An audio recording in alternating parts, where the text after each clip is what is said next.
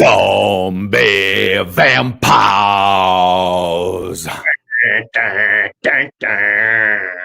Vampire zombies.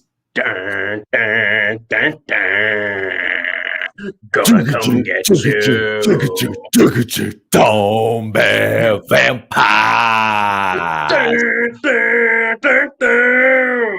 In a world of zombies, in a world of vampires, vampire zombies, zombie vampires. Woo! Yes. Welcome. This is episode 32. Let me tell you about how the podcast world works. A lot of times we plan a lot of these episodes. A lot of times we book guests. A lot of times we write segments.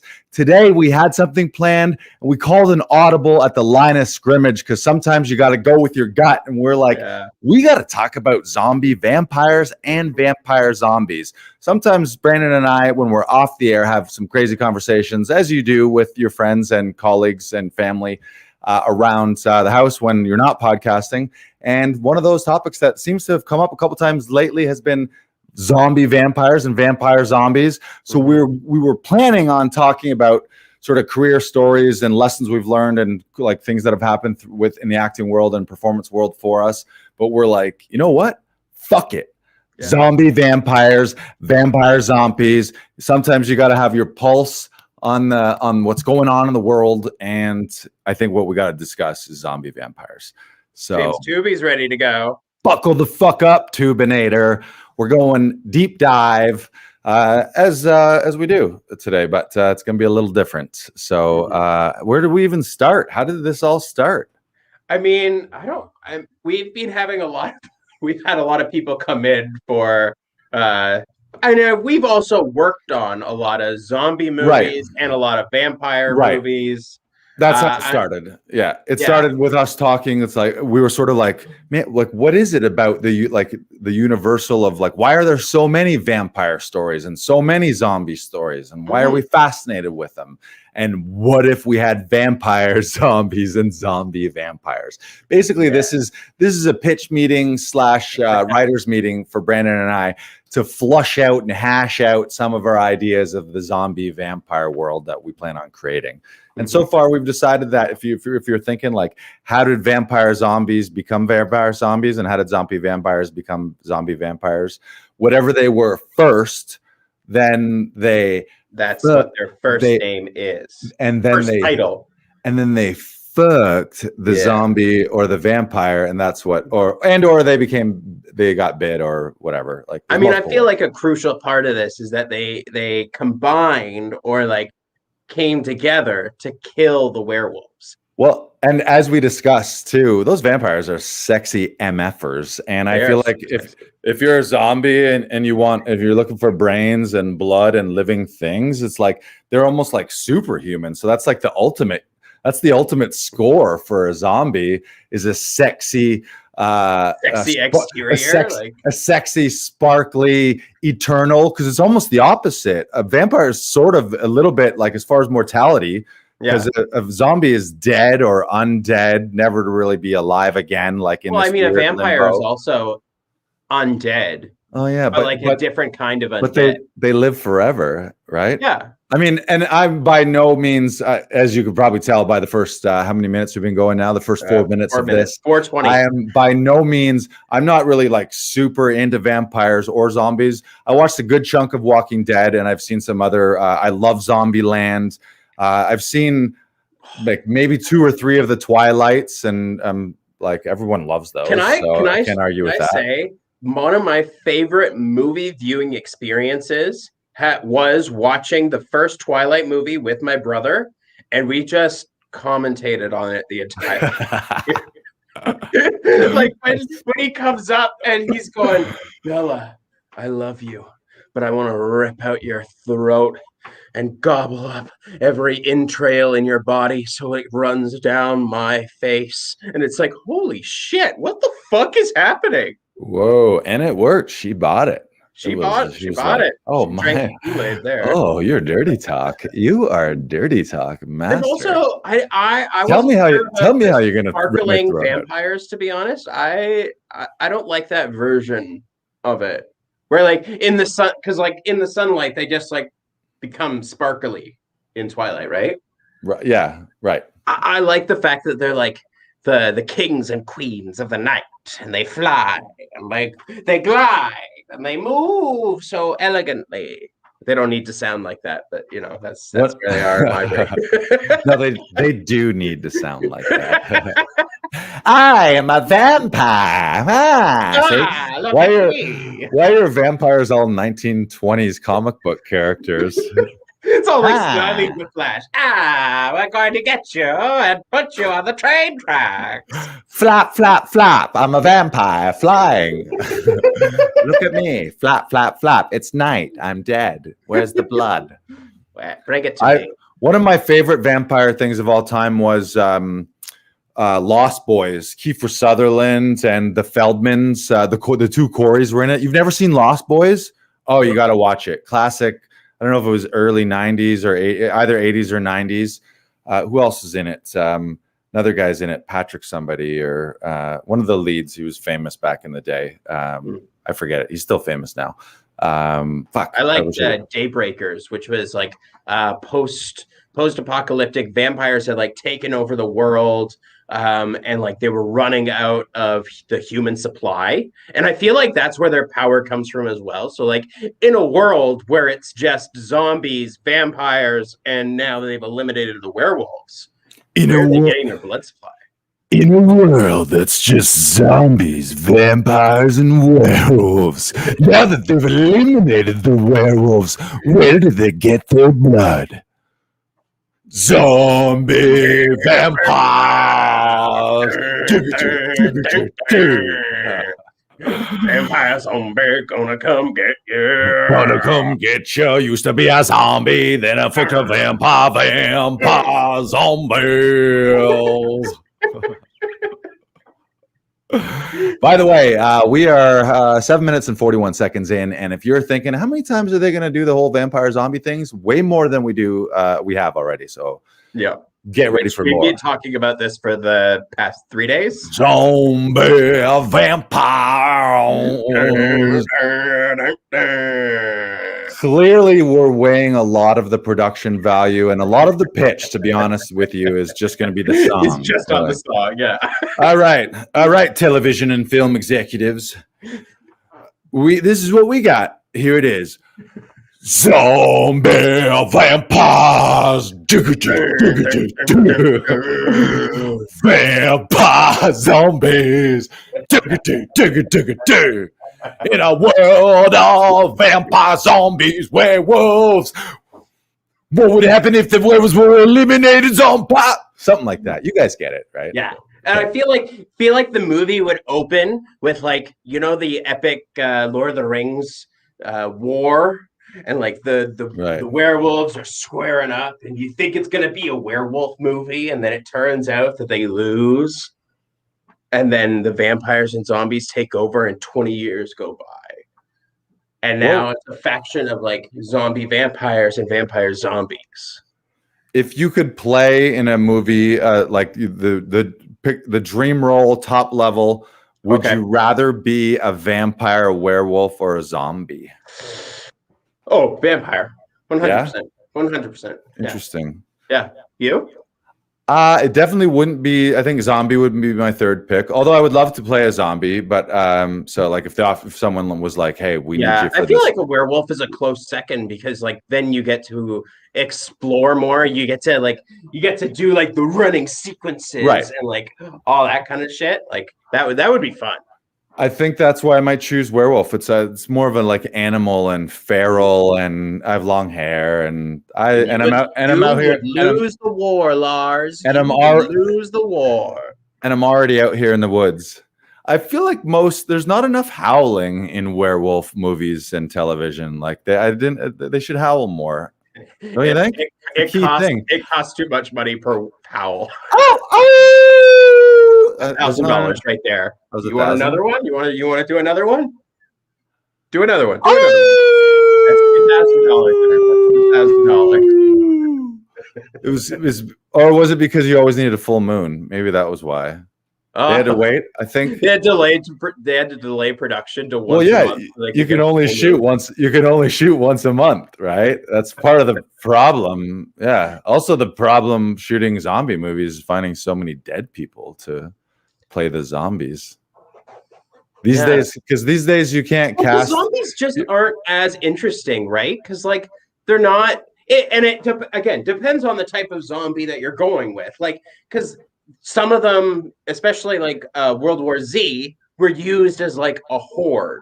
Right. And like they're a horde of zombies that are coming to get you, and they come in waves, and they're always in waves. They're always in a pack or a murder, or whatever you want to call them. Like BT Dubs, big fan of the word horde.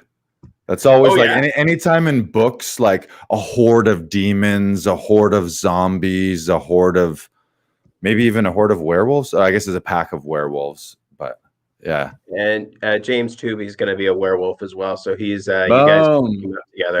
My werewolf. No, but you know what I would end up being? I would end up being a werewolf vampire werewolf.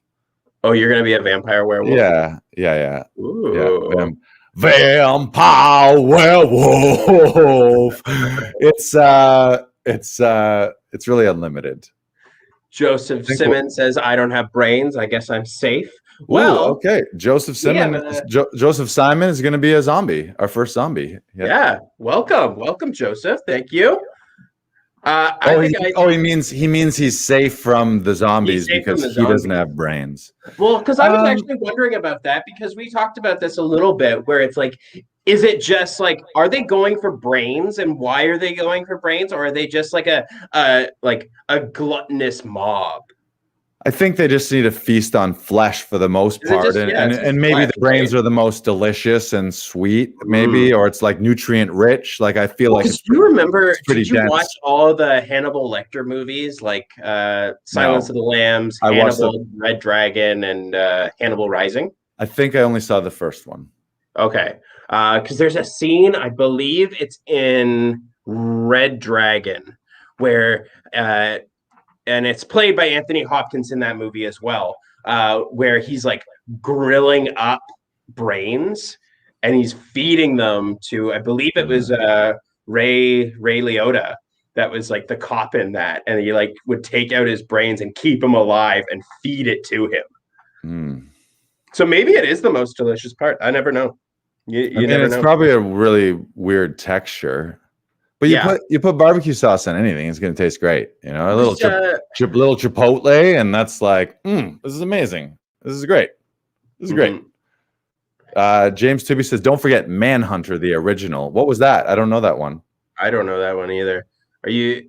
I know Mindhunter. That's the serial killer show. I don't know Manhunter. Explain yourself, Tubinator.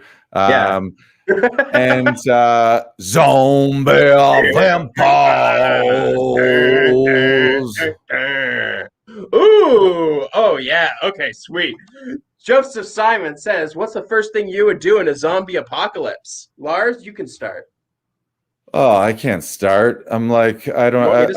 I'm actually ready to go for that. I honestly have no idea. So yeah, I need to think and formulate. I haven't thought about this enough. First thing, what I would do is I would take over a grocery store. Now, preferably a Costco, because you son of a bitch.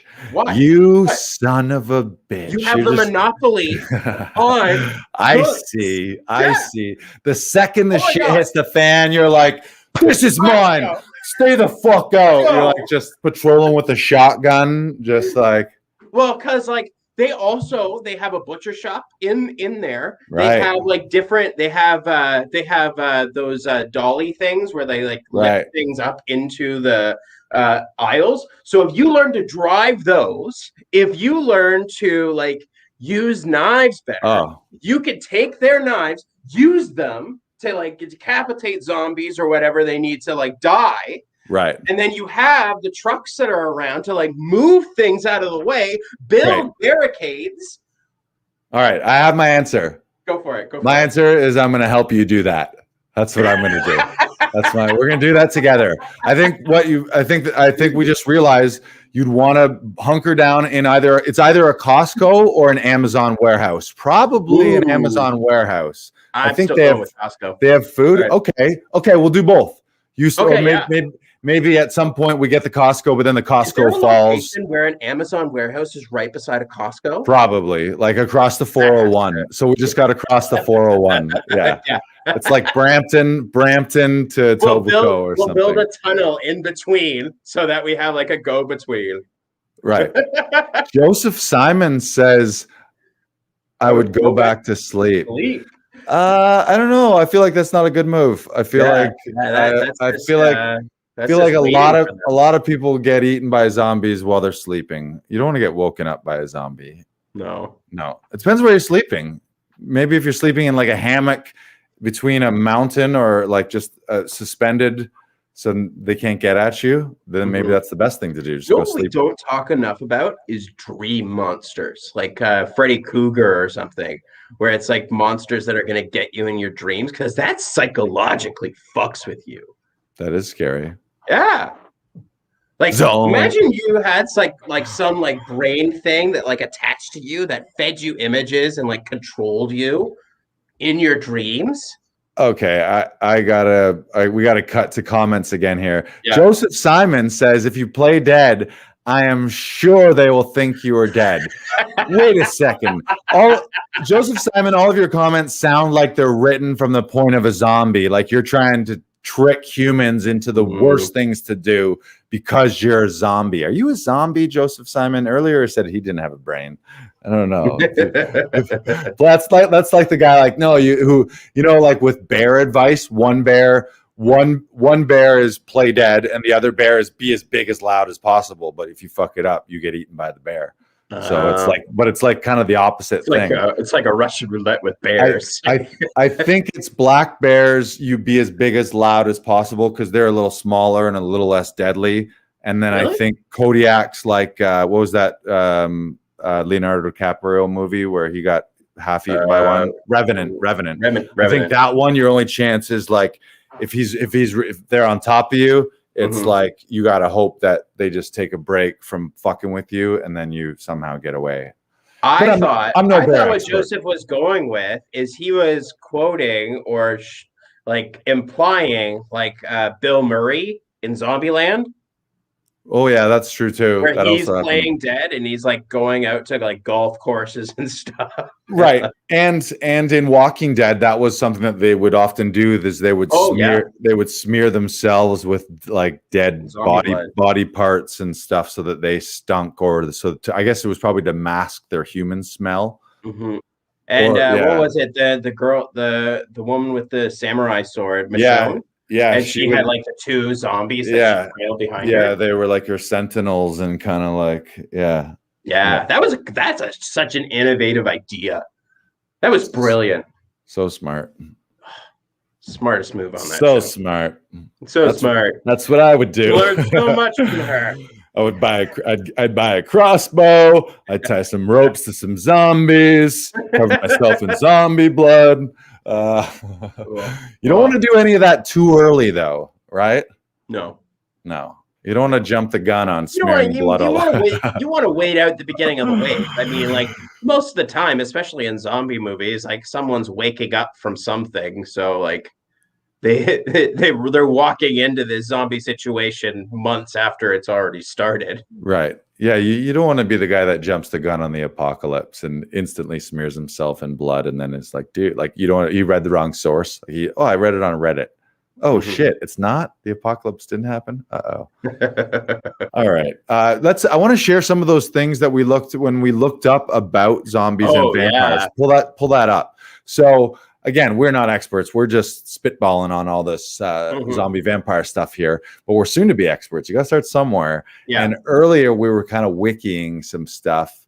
And we also thought, or I mean, I don't know if you also thought, I brought it up, that it seemed like all of the facts on the internet about vampires were written by a vampire. Like Dracula's vlog or blog is just like all the things you need to know about vampires. Just based on some of Like I typed in why don't vampires like werewolves into Google, and like the first thing that pops up is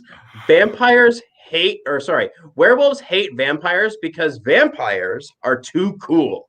And it makes werewolves feel gross and awkward. Right. The second thing to come up is werewolves aren't as strong and typically, but they have benefited from being awake for the hunt. But I don't quite get what the reality stone is capable. Oh, that's a different thing. I don't know what that is. And for the record, a vampire's dad could easily beat up a werewolf's dad.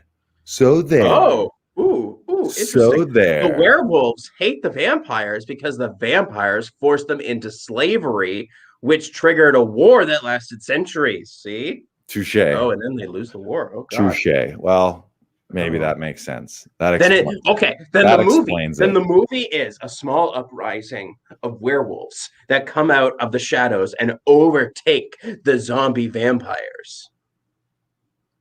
Zombie vampires.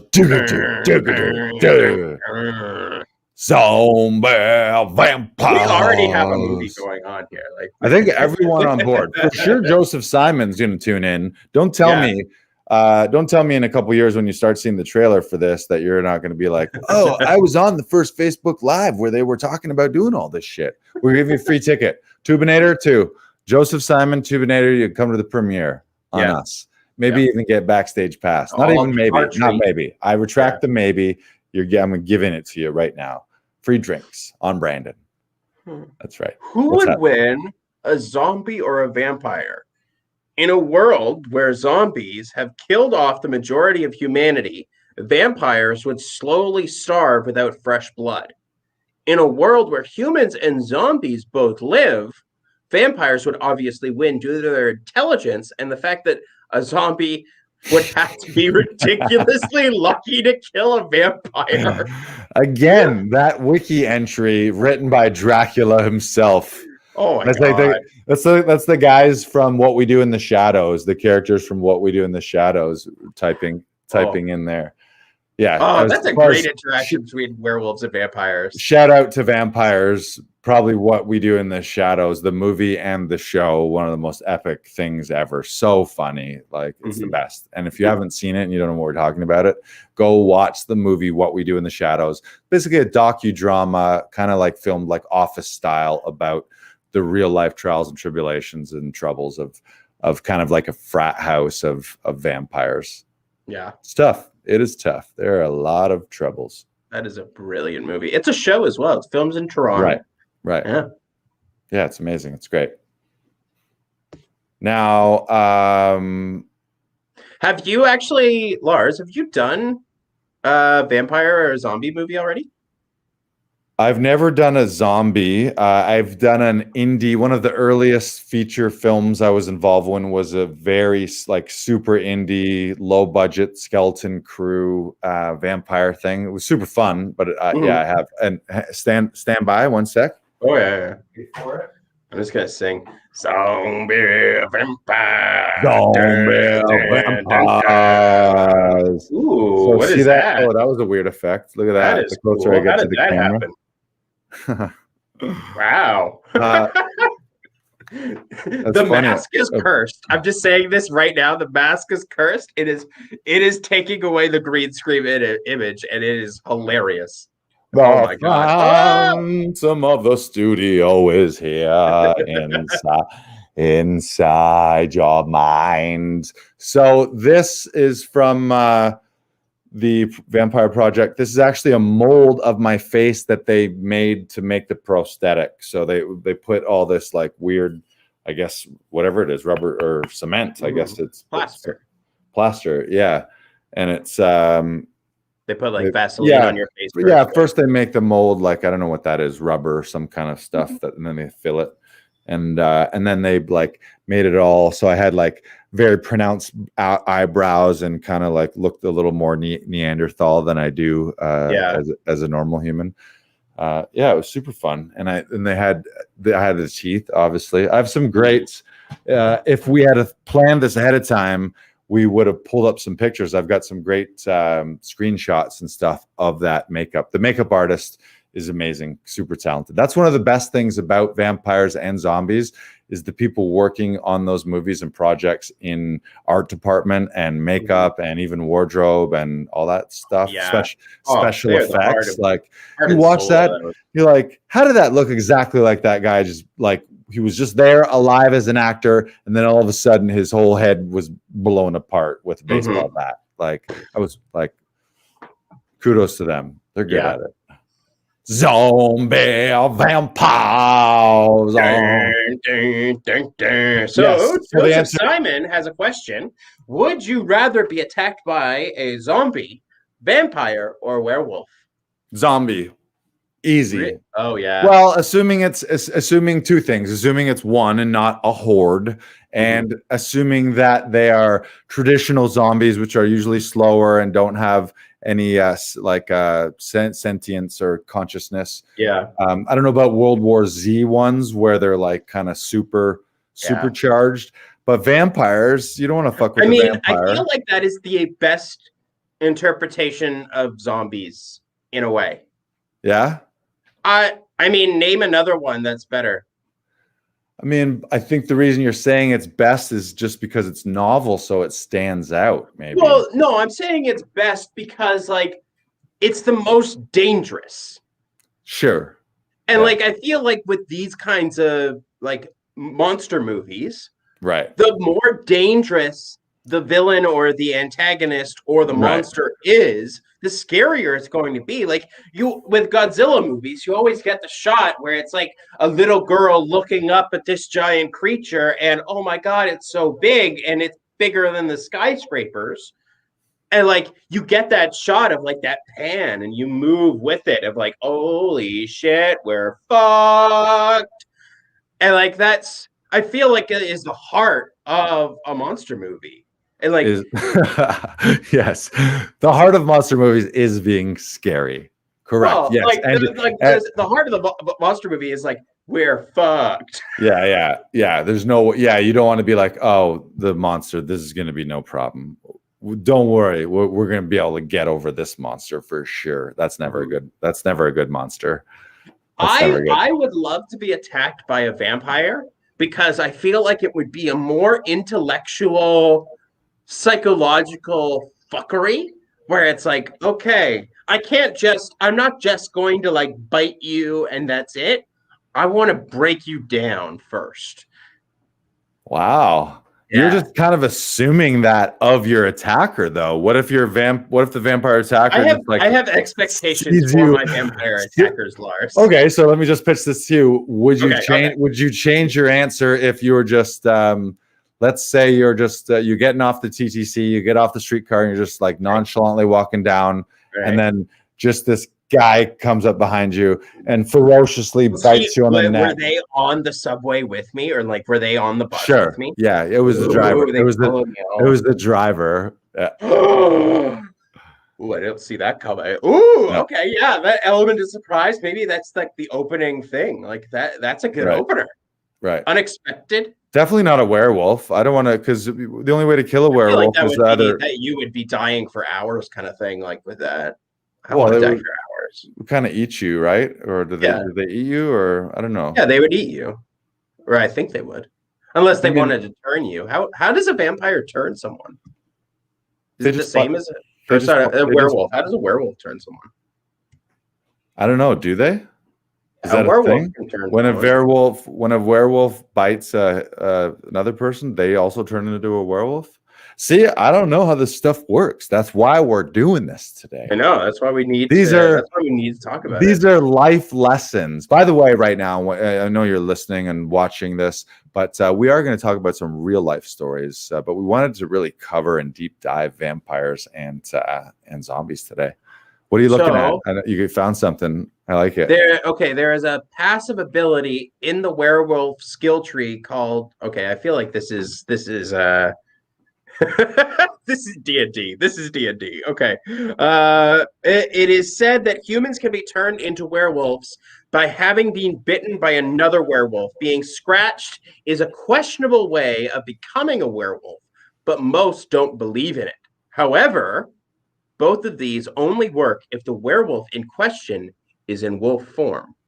Gotcha. So you can't be a human werewolf. You can't just be Michael J. Fox walking around during the day and then go bite a guy. That doesn't do anything. No. And we got to say, James Tubinator, you are correct. He said if you survive the attack, you turn into a werewolf. Okay. That's So you have to survive the attack first. Because if you die, you die, right? Yeah. And he also says a vampire can turn a human after 3 visits, draining blood. Why does it have to be 3? Is there like it's a comedy happens in rule. 3s? That's why. That's part of it. And there's the punch card has just 3 punch holes, so it's like 3rd visit's free. Is that first 2 are free? The third. Wait a second. Is the Red Cross just a front for vampires?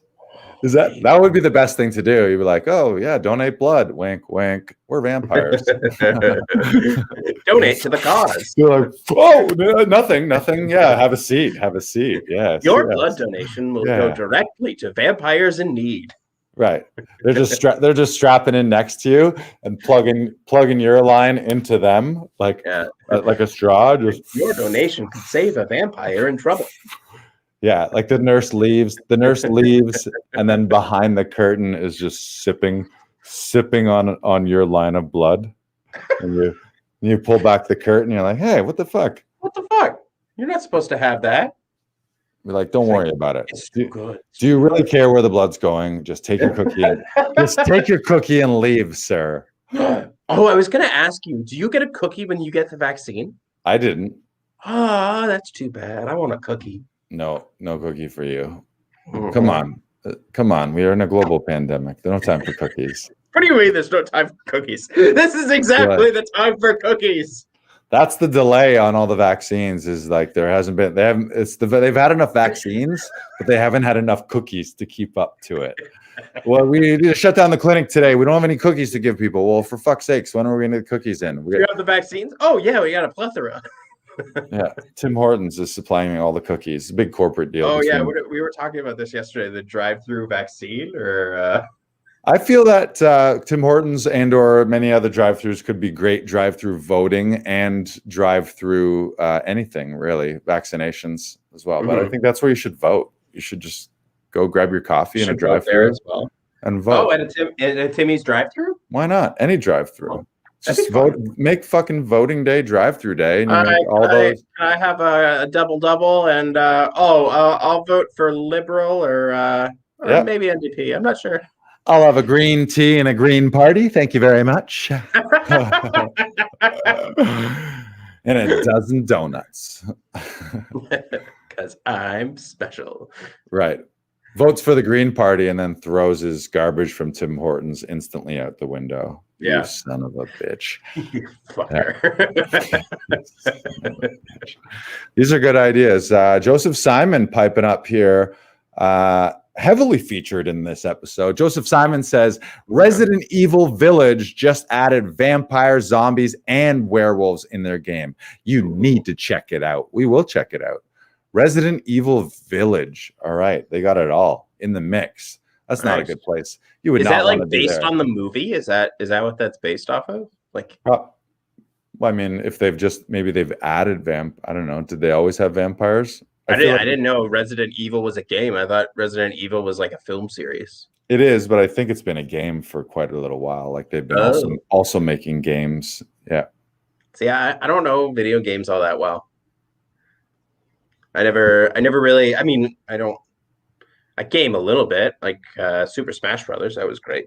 I bailed from that a long time ago. When I was young, I was really into them, and then through high school and university, and maybe a little bit after that, and then I just found it was just too much time, and then I didn't keep up. I don't have the things. They're fun. I mean, I do a lot of board games, and I still do Dungeons and Dragons as well. Like my friend Chris just started a YouTube channel called Room and Board. Check that out, everybody. He's great. I did one of his live playthroughs for a game that is coming out called Vigilante. And it's a board game? Yeah, it's like a deck building game. It's really fun. I love deck building games. That's my favorite. What does that mean, deck building? So like you start with like a basic 10 card deck of like a punch or something, and you're trying to get somewhere or something, and like another card says like movement or heal or something else like that, and like slowly you're building up a stronger and stronger deck to try and overtake something else, kind of thing. Like with Aeon's End, that's another deck building card game. That's so much fun, so difficult, and like nerd alert, nerd alert, nerd alert, nerd alert. I love it. Nerd alert, nerd alert. Bring it, bring it. Oh, No, it's so great. much fun. All that stuff's good because it's all storytelling. It's all imaginative. It's world creating. I mean, really, it's stories and voices, and it's not regular life. That's the main part. It's not real. It's just a fantasy escape. How much fun. Yes. What else? Is there anything else we want to talk about today? Zombies and vampires, and don't ever think we're not going to not bring up vampire zombies and zombie vampires again. We will revisit this, but do we want to continue with any other topics, or was there maybe you have some acting stories you want to share, or some audition stories you want to share? Well, we were previous to the vampire idea. We were thinking of like, what are just some story time things? And that's really what all this vampire zombie stuff comes down to, is stories, and it's compelling and everyone loves it for some reason. But Joseph Simon says these are fun. Do more of these. And we will. Buddy, we do them every Monday. A lot of times we have guests as well, and it's more interviews about the guests. But yeah. And by the way, if you haven't subscribed, we're on all the podcast platforms. You can watch us live every Monday around 6 on Facebook Live, YouTube, or Twitch. Wherever you're watching, just keep on coming back. And hit up laughingvikings.com. You can join the cast and crew. And we're going to do the actor giveaway thing still, too. You can take a screenshot or share this out. Or really, you want to share anything of ours online on any of the platforms, just tag 3 actor, comedian, creator friends, tag Laughing Vikings, and we'll give you one of several potential prizes, being an audition session, what was the other thing? An acting workshop, also comedy album, comedy tickets. And as always, I might just buy you a sandwich.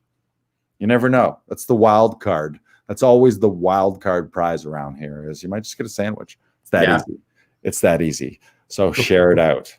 Share it out. Oh, so the story. So before all this vampire stuff, we're going to talk about just sort of lessons or things that we've learned, like moments in our careers and or lives that we think we learn from. One of them is for me, monster related. I had an audition where I was, it was a really cool time for me. I was shooting a short film for a weekend on location in a beautiful location, and it was one of the first like really professional shoots that I was on, where everything was like super legit. That the production team was amazing. Actually, Chell Steven was the writer director of that as well. The short's called Crystal. It won a bunch of awards. It was the first time I'd ever did anything that was like what you wouldn't call sketch comedy or big wild comedy. So it was very like a new kind of thing for me.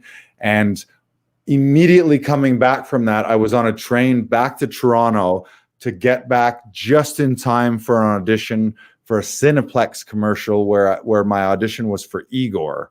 Okay. And I was just going to get there in the nick of time. In fact, I think I was late. Like it was like, but it was this really cool, like in my head, I felt like I was in like, what a Hollywood weekend. I'm on the train, I'm shooting, and then I'm like communicating with my agent and asking them to contact production, let them know I'm on the way. I arrived, I was literally the last person there. Like it was like, as they were packed, like they were about to leave and be packing up, but they knew that I was coming too. Like it wasn't quite that like I'm exaggerating a little bit, but I was the last one. And the director told all me of this. He told some of this to me afterwards, but I went in and it was a lot of it was improv, and I just like looked scary and kind of hunched over and was like, yes, like, and I committed to it, and I was just like gross and scary. And I think literally the audition was like tell us what you had for breakfast today, but like to do it as Igor. And it was super physical. They had rented like a small, like black box theater space. So I sort of physicalized it more than I might for an on-camera thing typically. Yeah. But the director told me afterwards, Rob Lazar is a wicked director. He was a creative director with Cineplex at the time. Now I think he works for TIFF. He's one of the program directors at TIFF. Nice. So he's like killing it right now. He's like literally, I think he's in one of his dream jobs. And he told me afterwards that before I walked in, looking at me as a 6'2", a giant, like I'm a big guy. Normally Igor is small and kind of like gremlin-y like, and they had already made their decision. Like in their head, they had already cast him. And I walked in and they saw me and they're like, well, yeah, he's here. They're going to give me the courtesy of like seeing me, but in their head, they had already cast it. But then he was like, you committed to it. You fucking killed it. And he even told me, he was like, when you got close to us, he was like, you were so fucking scary. I was like, I can't not give it to this guy. Like you came in and he said it was one of the examples where it was like, where it was a really good lesson. And I love him to death. The fact that he told me this, because a lot of times directors and casting, they often don't tell us and give us feedback on why we got it. So you just got to trust that you get it and then you go rock it. But he took the time to tell me this.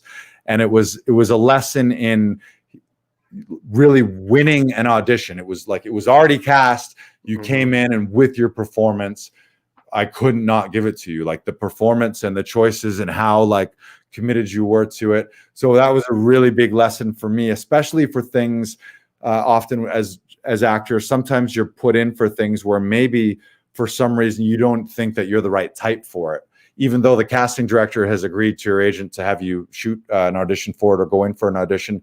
That's a very common actor thing for people to be like, I don't know why I'm even going into this, or they go into a casting room and everyone doesn't look like them. Like everyone is tiny little skinny guys and you're a big giant guy, or vice versa.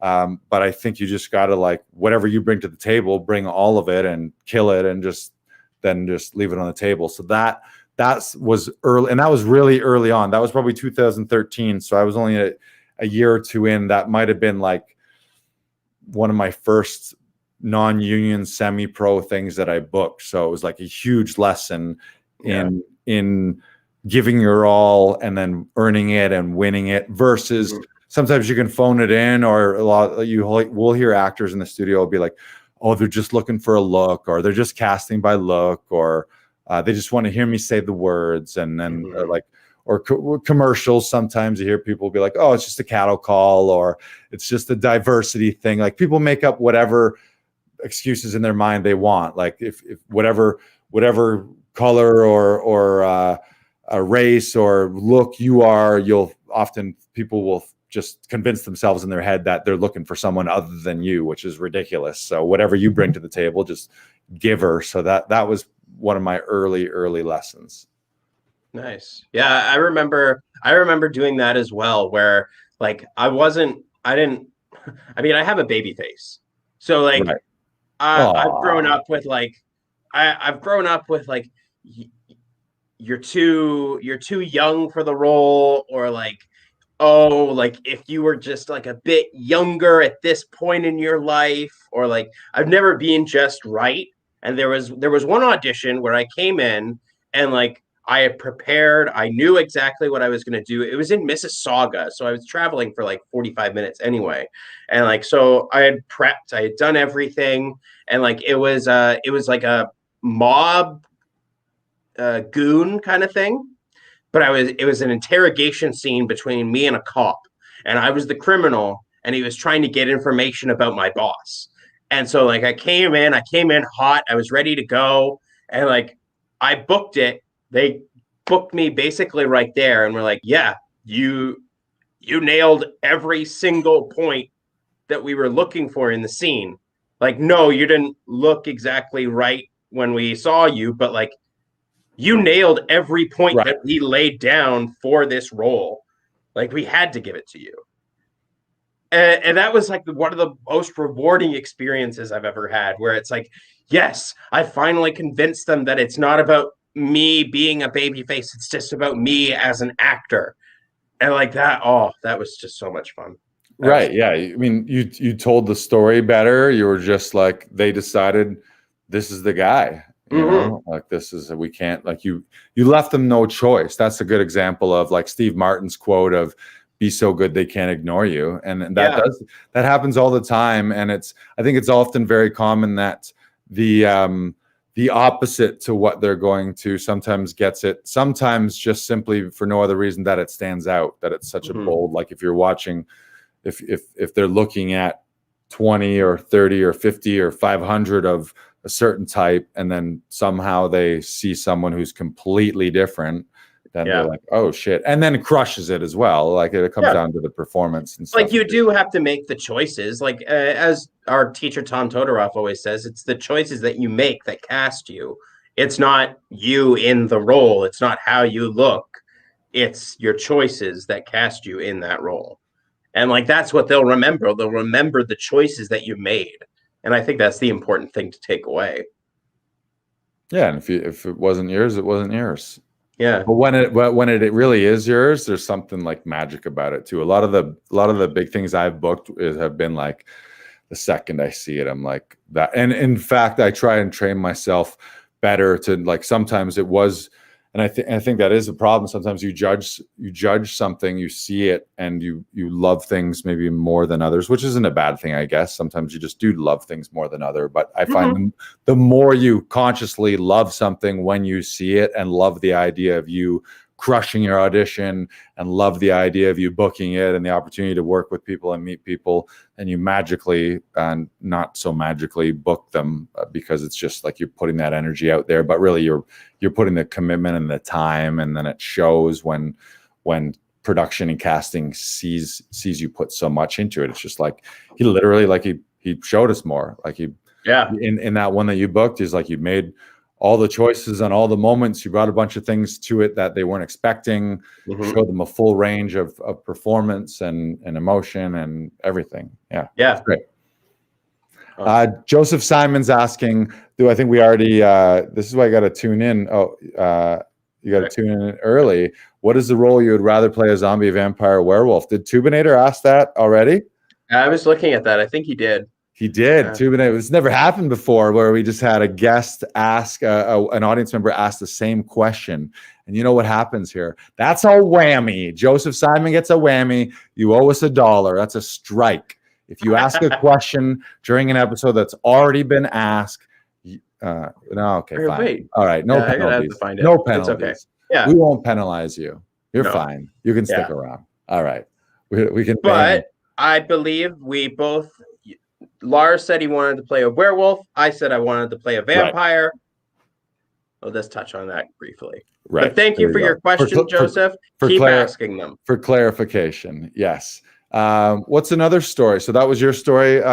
Another story. Well, I remember I went in for an audition, and it's in my demo reel. So I'm gonna and that's queued up. So I'm gonna show that as well. Where I went in for this commercial. I didn't know anything about it going in because I came home after work at like 3 a.m, and it was when I was working at a restaurant and like as a busser. Right. And like I came home, I didn't know, my phone had broken down. I didn't have any communication other than me going home and being like, oh shit, I have an audition tomorrow at 9 a.m. It's 3 a.m. right now. Fuck me. Right. And so I show up. They're like, okay, so we have the turkey that's right here. And I went in with somebody else. And like, they're like, okay, so you're sitting down to a dinner and then the turkey comes alive. And again, I have no context for what the fuck is going on. Nice. So he's like, okay, I'm going to say action and the bird comes alive. And so he says action. And we look up and I'm like, oh my God, the turkey is alive. Grab the guy, throw him against the wall. And I'm like, protect the lead. Somebody, please protect the lead. We can't do this anymore. Wow. The guy's dying. that he's like, okay, so this is a different scenario. Brandon, it's just you. You're a security guard, and the turkey comes out of the elevator. And Nice. I just go, no, not again. This can't happen again. Why? Don't do this to me. It reminds me of Family Guy and with the big chicken that they fight.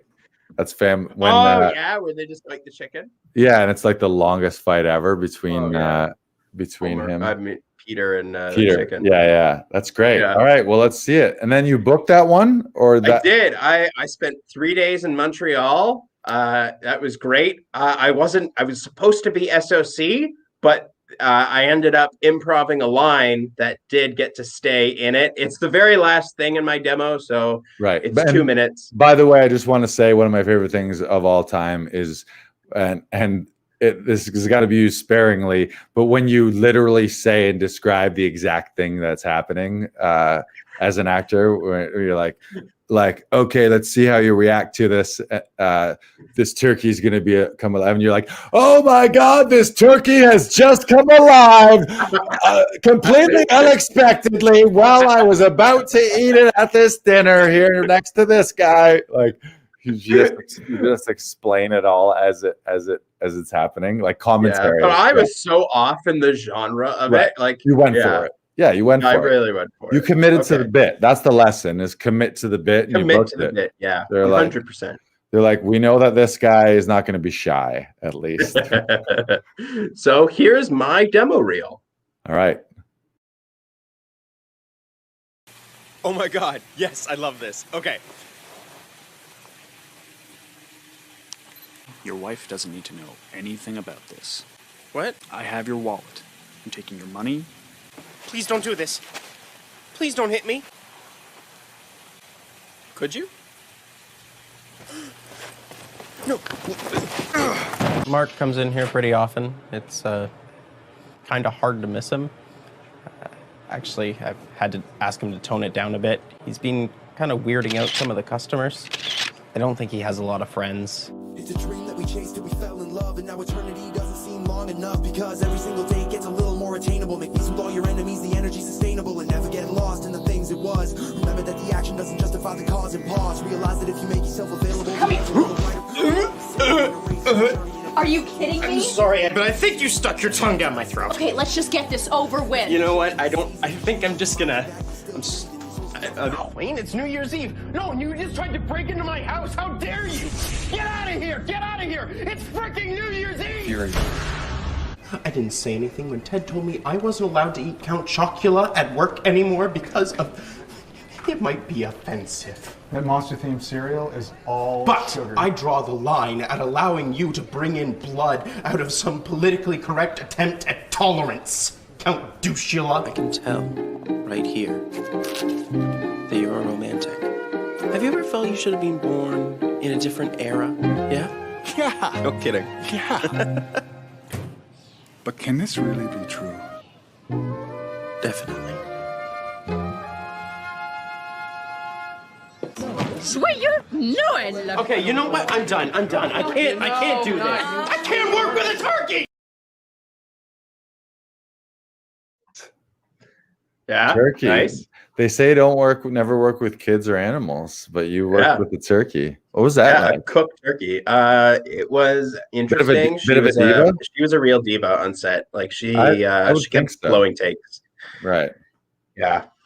It was a difficult experience. It was a very rewarding experience. I don't know if I could work with a cooked turkey again, but I would definitely try.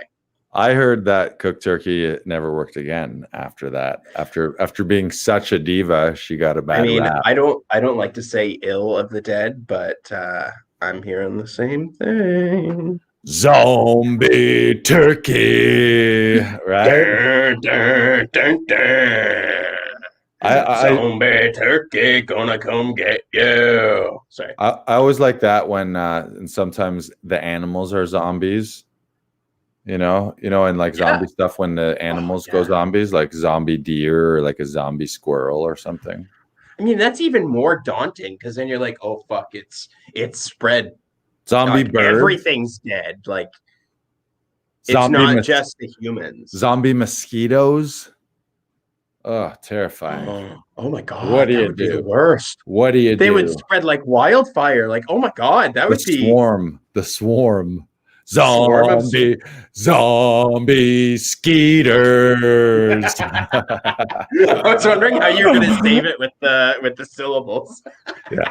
Skeeters. Skeeters. Well done. Well done. This is not my first rodeo. I've thought of things and said them on the spot. One of the clips before. is actually from a vampire movie that I did called Larry the Vampire, which was like a mockumentary kind of style. Nice. Where he's like holding the clipboard and he's like, I don't want you to bring in blood anymore. Nice. Yeah, that was fun great. too. Yeah, your demo was great. There's lots of great stuff in there. Thank you. Yeah, Thank you.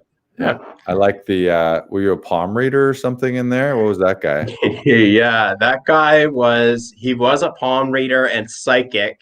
And he was married to a woman, but he's also having gay sex on the side and like answering like personal ads in the paper. As like a palm reader, or that was just No, just as like a regular see. person. I Like see. that's what he does to like get off. Like him and his wife are like have different lives basically. The short film doesn't really touch on her that much. But like the guy that I interact with in the hotel is actually in love with my wife. And I end up basically being like, you have to do exactly what you did in the hotel where you like leave me there helpless and alone so that I can get off. And then I'll give you information about my wife because I now know that you're in love with her. Yeah. Wow, It's fucked. that's some fucked up Shakespeare Chekhov, like, yeah, that's what a web we weave. It was a cool film. That was a really good one. What was the scene with there was the scene where you were like the awkward date scene kind of thing where you were doing the BK Broil dance there. Yeah. Oh yeah. As much as I can, I dance in film as many times as I humanly can. It's part of his it's the BK Broil. That's his signature move. Always in his lights. Yeah. Yeah, just keep moving. It's Brandon. It says you're just a corpse in this scene. I don't think there's no justification for you to be dancing. I'm sorry, my agent told me I was a dancing corpse in this scene. No, just a corpse. It's in my contract. We don't have a dancing corpse written. Then you need to change that in this the script. This is a movie about 9/11. You're gonna need to change that in the script. You're making this a movie about 9/11? We cannot have a dancing fireman corpse. That would be a terrible idea. You know what you just did? You just be like trump card. No, you can't. You can't do a dancing zombie anymore. Fuck you. Can't happen.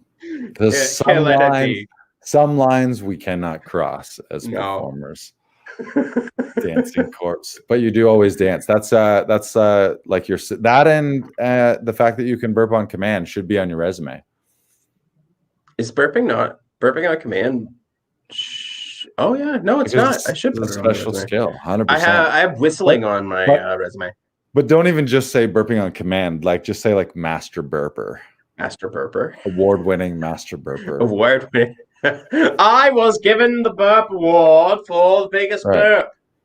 Oh, Laughing Vikings Live. The Laughing Vikings burp off. I was the victor. Give us a rip. And by the way, you can go back. What episode was that? Episode 23 with Lucy Sancy. Yes. Who she just showed a message that she got the old jab. She got the old vax. So kudos to hey, good for her. She's another of the Vikings to get stabbed. So nice. I need to get stabbed soon. I should do that tomorrow. Nice. That'll be my Tuesday. You don't hear that every day. I should get stabbed. Yeah. I should go get stabbed tomorrow. I should go get a needle shoved into my arm tomorrow. Wouldn't that just be the best? I know you'd go for sure if there was cookies, but sadly, I am shocked and appalled that there is not cookies when you get the vaccine. Well, that should be an incentive. Talk to Mr. Trudeau and the global supply this is chain. This is my open letter to Justin Trudeau. Dear, it should be treated like giving blood. You get a cookie after you get a vaccine. Dear Mr. Prime Minister, the way you've handled this pandemic has been an outrage, starting with, and most importantly, the lack of cookies at vaccination centers.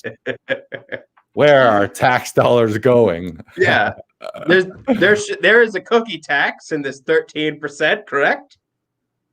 Like 0.4% goes to the cookie outreach program. You want to know what happened? You want to know why there's no cookies? They got hung up in the blockage of the Suez Canal.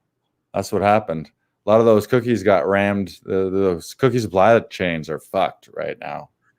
You didn't know that? Shit. No, that's what happened. I was misinformed. Yeah, you need to do more research. I do my research. I've been reading some articles and watching some YouTube videos, and the cookies got backed up when the barge got stuck in the Suez Canal. Or was it Panama Canal? Suez or Panama? I always mix them up. Suez. I think it was. What? You don't know about the fact that that big canal was jammed? Do you not know what I'm talking about right now? No. What? What? Where were you? It was like a global thing a month ago. There was a giant barge stuck in, I think, the Suez Canal. Oh yeah, okay. I know what you're talking about. The ship. I was like, yeah, the Evergreen, I think it was. Yeah, I know about that. All right. I don't know things by name. I just know things by, descriptions. You're in your head, you're like, yeah, a boat got stuck in a river. Well, because my roommate's dad was worked for fixing boats, and he would tell me stories of it's so expensive for a boat to dock. So there would be people that would go out on boats to fix the boat, in rainy weather, so that they could save money, so that they don't have to dock. The fact that it got what's the word? Landlocked? Sure. Landlocked. The fact that they got landlocked doesn't really surprise me because it's such a big ship. I'm sure it hasn't happened in years or whatever, but it is a possibility that can happen. It sucks because that ship probably lost a crap ton of money. Yeah, I think it's still there too. And the crew is basically trapped. There's some weird maritime rule where when you're if a boat ever gets hung up or in a dispute about ownership or a dispute about not being able to land or dock, there's and I only know this because I just heard it was related to this news. And so apparently there's many cases of people basically being sort of by international maritime law being held hostage on their own boats and not being able to leave while legal battles on who owns the boat and who's responsible to fix it and who has to send it and where's it going to be able to dock. So because they sail to international or to a different country kind of thing. Yeah. And or sometimes the boat got disabled or there was just some the company went bankrupt and all of a sudden the company that was supposed to pay the docking fee when the guy driving the boat gets there is nowhere to be found. So he's like, oh, I don't know. I'm just driving a boat. So, and legal. So there's cases where people are imagine going to your job and be you're a bus driver. And then you're no, man, sorry. You got to stay on this bus till we figure out what we're going to do with this bus. And you're like, no, I'm just going to go home to my family. And they're like, well, no, someone needs to stay with the bus. Legally, someone needs to stay on this bus. And no, my shift's over. You already paid me. The time is up. It's been 6 years now. I'm going to go home to my family. You can't get off this boat. It happens. Well, that happened at the beginning of the pandemic as well, where people were on cruise ships and they were basically stuck there for months, or some of them were. It's for sure happening right now. There's probably a guy on a boat stuck right now listening to this, fucking freaking out right now, going, that's me. Somebody get me on this fucking boat. If I were able to affect maritime laws, I would make sure that's not a thing. It's somebody's got to be responsible for the boat, but it doesn't mean we're not going to keep this guy a prisoner on a boat. Like, okay, you leave or swap him out or something. But it's like, what? It's like, you touched it last. Oh, you touched it last. What? Not my problem. Not my problem anymore. It's yours. Get it. Take it. So he's on the boat like, hey, buddy, come on over here. And he like grabs his hand and like, oh, you touched the boat. You touched it. Yeah. Tough. It's tough. It's a tough life. Especially on the sea, because like it's such an unexplored terrain as well, right? Like we don't know anything really about it. Like it goes so far fucking deep. You're right. My God. At the depths, we don't know much. Yeah. No. It's like kind of like space. We know the surface. We know the surface. Right. But we don't know it all. I've seen some Netflix documentaries. I know some things. I saw my octopus friend, which should have been named My Octopus Girlfriend, I think, or what was it? My Octopus Teacher. It was called My Octopus Teacher. It was about a guy who's studying. I think he was a photographer, maybe a nature scientist, who sort of like basically befriends a particular octopus, and it's set in a beautiful location, and the octopus is amazing and does amazing things, and but he was really into her, and so I feel it should have been called Octopus Girlfriend, or the remake should be My Octopus. Next week on My Octopus Girlfriend. Oh wow! Oh great! There's ink everywhere. It wasn't me. All right. I feel like we should probably sign off at this point. Lars, any closing thoughts? Let's have, do you have some advice that you've learned this week that you want to give dreamers that are trying to turn their delusions into reality? Zombie vampires, vampire zombies would be the first thing I would say. But that's just all on the lines of when you have brilliant ideas or questions, you got to explore those ideas and turn them into realities and create new things. We just made a whole podcast about vampires and zombies just because before we were talking about vampires and zombies and we were having fun talking about it. And we were like, guess today is going to be Vampire Zombie Day. We haven't had one today. It's a hot topic. Everybody loves them. Everyone's out talking about it. Everybody loves them, and no one's talking about the incestuous relationship between zombies and vampires and how they got together. It's a dark world. It's a dark world. It's a fucked up world out there. It is. But we want to. But no, it's a beautiful world. Even with the vampires, zombies, and werewolves. Think about how amazing vampires, zombies, and werewolves are. They're all marvels in and of themselves, scientifically and energetically. They're amazing. That's why everyone loves vampires, zombies, and werewolves. So, what a world we live in, where scientifically and factually there are vampires, zombies, and werewolves for sure. They're real things. Yes, these are life lessons we've talked about. But thank you for everyone for being here. As always, check out laughingvikings.com. You can join the cast and crew and share this out. Tag 3 friends, share us, and you can win a prize. Don't forget to subscribe on all podcast platforms, specifically the one that you listen to, and join us every week, Mondays at 6. Yes, remember to tune in next Monday, the May 17th, when we go live. Yes. All right, little outro. Vampire zombies. Zombie vampires. Gonna come get you. Thank you, everyone. Have a fantastic week, and we will see you next Monday. Goodbye. Goodbye now. No, you hang up.